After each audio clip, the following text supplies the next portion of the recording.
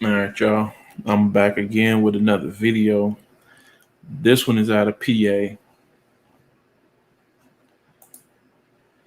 where a 27-year-old Philadelphia woman will spend at least 23 and a half years in prison for her role in the death of a 2-year-old boy. And what a prosecutor called Monday an absolute tragic case of horrific child abuse. And again, I keep telling you, these teenage boys who are wreaking havoc on these communities, these teenage girls who are wreaking havoc on these communities. It all comes from the environment they was raised in. Like, you don't come out the womb behaving this way.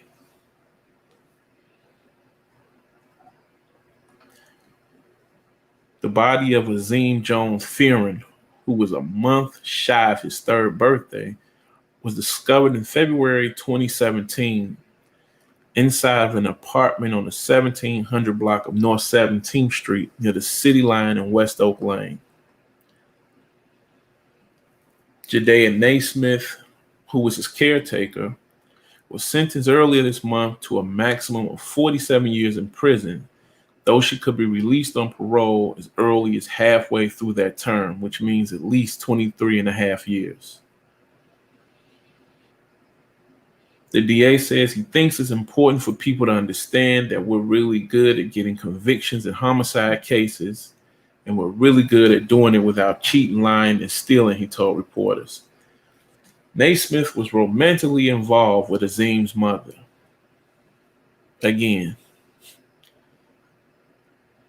these children are a means to an end. No father, mother bouncing back and forth. And you'll meet these people and it's just, I've known him 6 months. I want him to move in and start watching my children. What?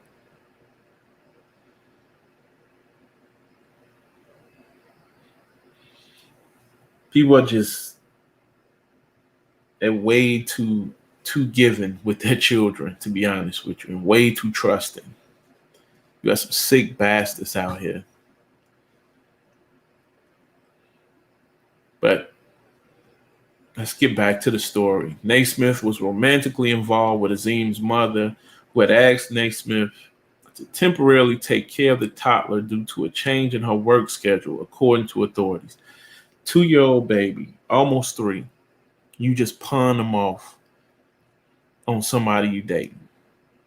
During his month-and-a-half stay in Naismith's West Oak Lane apartment, Azim was denied food and water. Assistant DA Nora Greenberg said. Naismith lied to the mother, prosecutor said, telling her that Azim was with Naismith's mother in the Poconos and that they were unable to be reached by phone. And see, me hearing that, I would have to charge the mother. I just would have to. There's no way that you could just go 6 weeks without hearing your child, seeing your child, and it don't bother you at all. And the child is not with your mother, the child's father, or a relative. It's with a girlfriend who then told you she sent the child to be with her mother in the Poconos. Yeah, I definitely think the mother needs to be charged in this case also. Azim was discovered after Naismith's, they say, ex-boyfriend. I've seen reports say he was just somebody she called, so I don't know what to believe with that. Notified police after she offered to pay him $1,000 to get rid of the toddler's body. His body had numerous bruises and bone fractures, and he had suffered from bleeding to the brain, according to prosecutors. Azim was also found to have antifreeze in his system. And again, how could you not know you were sleeping with somebody and dating somebody who had those characteristics? Are you that lonely? And you can't even think she really wanted the child. And what is her home life like that she couldn't give the child to his grandmother? Where was the child's father at? I don't make these stories up. My thoughts about how I feel about all these situations, they don't come out of the sky like that, or out of this thin blue air like that. It's not the way my mind works.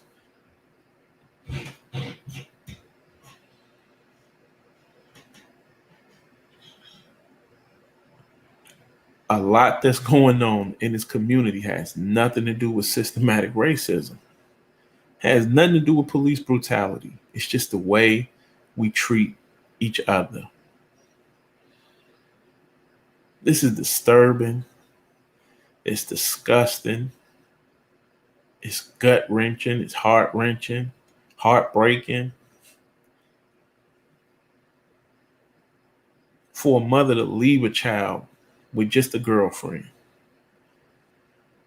them to do an autopsy and find bleeding on the brain, bruises, bone fractures, antifreeze. You didn't want the child. You could have even dumped the child off at the police station and said, look, I don't want to take care of it anymore. Could have told the mother that also. Hey, I dropped the child off at the police station. I can't raise the child. It's a little too unruly for me, or too bad. But to beat a 2-year-old kid, put antifreeze, have them drinking antifreeze or digesting antifreeze, and all she really gets is probably 23 and a half years. The medical examiner was only able to pronounce that the cause of death was homicidal violence because there were so many potential mechanisms for this child's death, Greenberg said. Nesmith pleaded guilty to third-degree murder, child endangerment, and reckless endangerment in January 2020, according to court records. I probably won't be satisfied with a ruling like this. This should have been a death penalty for her, and the mother should have been forced to get life in prison also. Why are you leaving your children around? If it's not a family member, then maybe that job just not for you. And if you don't want the child, drop the child off at a hospital or a police station.